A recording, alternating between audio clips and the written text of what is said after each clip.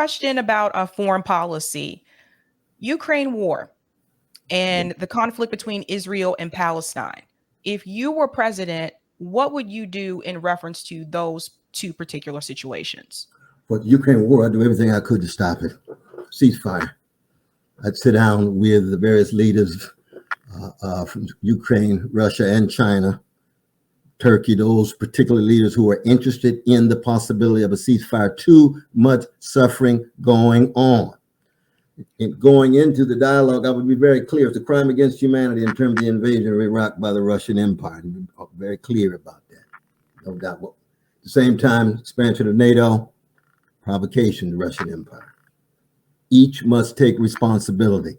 We're leading toward nuclear war. Too much suffering already. And more arms, more support generates more war. I have deep disagreements with Biden and the Democratic Party in that regard. He come back and say, oh, does that mean that the Ukrainians mean nothing to you? Quit lying about me. Not at all. Not at all. I don't want one more killed at all. Israel, Palestine, understand, as I said, you got the clash. Jewish security, Palestinian dignity. Jewish safety, Palestinian justice. How are you going to speak to both at the same time? Well, the first thing you do is dismantle occupation.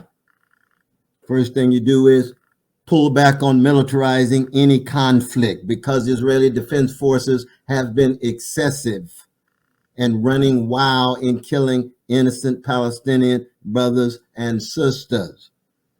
And if it were the other way around, there would be worldwide calls for boycotts and sanctions, and rightly so. We must never leave our precious Palestinian brothers and sisters feeling as if they are thoroughly abandoned as their children are being killed. 551 of them in 51 days, and not one major Democrat or Republican say a mumbling word. That's morally obscene. And when you have that kind of indifference, don't think that it's not manifest in your domestic policy. For poor people also perishing, hardly noticed in that sense. So what do? You sit down with Israel. You have received all of this money, military support, and so forth.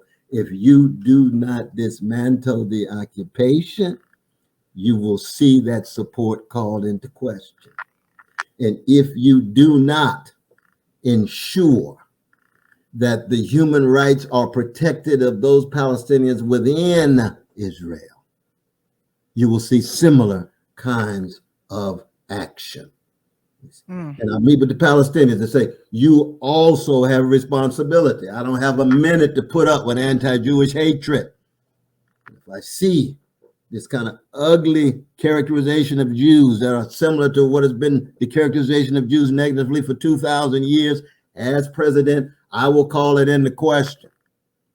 But then I'll bring in the legacy of Edward Said, who is himself as Palestinian as any of our Palestinian brothers and sisters in the West Bank and Gaza, and say, we must create a culture and modes of perception in which you view even your Jewish enemies as fellow human beings. We know what they've done to you for all these years.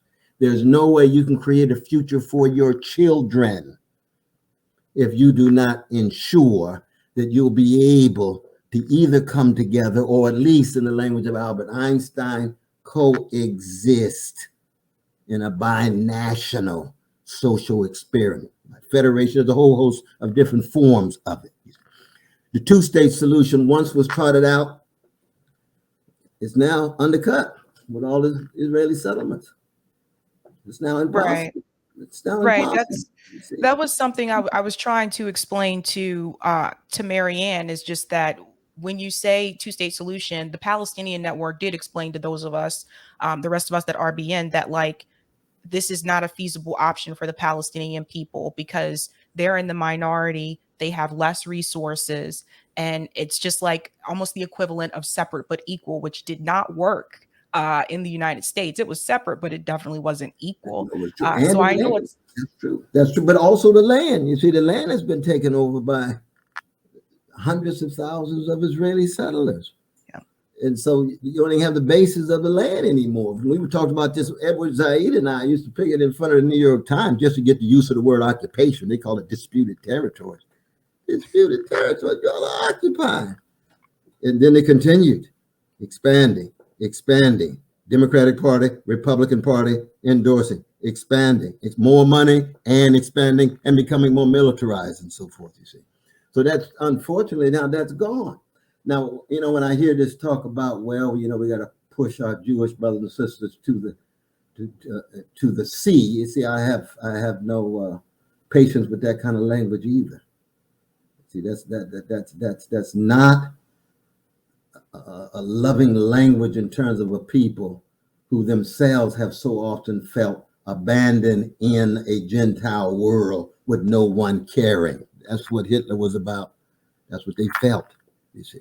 And so the question becomes, how do you engage in creating a coordinated, coexisting binational state of federation or whatever it is with equal security, equal justice? We're not talking about Israeli state that's got all the ammunition and all the power and the Palestinian Pakistan that's dependent on it. No, those days are over too. Palestinian dignity means, in fact, Palestinian voices raised to shape their destiny based on a fair treatment of land and resources. Now, what is the definitive resolution? Nobody has that. We have to begin taking steps. Now we're taking steps in the opposite direction. And as you have neo-fascism escalating on a very high level, even given the limited Jewish liberalism that has been in place, now you just got outright Jewish gangsters who are in office in Israel. And thank God you've got a number of very decent Jewish brothers and sisters in Israel who are trying to call it into question. We'll see whether they have enough power, because it's almost Trump. It's fascinating to see these Democrats, the Charles Schumers and others, talk about Trump like a dog, but can't talk about Netanyahu like a dog. And you say, hey, right, you're a hypocrite. You're a hypocrite, man. It's hard to take you seriously. If the American neo-fascist becomes the demon, but the Israeli neo-fascist becomes Israel has the right to survive. Right. Hey, let's be serious about this. And yet that's the stance of the Democratic Party. They ought to be ashamed. And the black politicians who go along with it, they ought to be ashamed. Dr. West, how would you deal with groups like AIPAC, which have been basically raising money to push out progressive politicians that have spoken out, like Rashida Tlaib? AIPAC raised money against her to try to push her out from re-election. There were candidates that run, like Maxwell Frost, changed his position on Israel and Palestine, I think, so that this would not happen to him. How would you handle organizations or PACs like AIPAC that raise so much money to try to prevent voices like yours from getting in? Well, I would never isolate Israeli lobbies or Jewish brothers and sisters or any other particular lobby. I would come up with campaign finance laws that would hold across the board. See, I would never treat lobbies tied to Jewish issues different than corporate lobbies tied to, like, the Chamber of Commerce and so forth. All of these are lobbies. You got tons and tons of lobbies that are out there. AIPAC is one particular lobby. We have to have a campaign finance law that holds across the board, that includes the fact that they can't give all this money to Sister Nina Turner's opponent 1 week before in order to push her out because she's a progressive voice, even in a decrepit, corrupt Democratic Party. Nina Turner's serious sister. And we've got some folk in the Democratic Party who are still trying to hold on, and God bless them.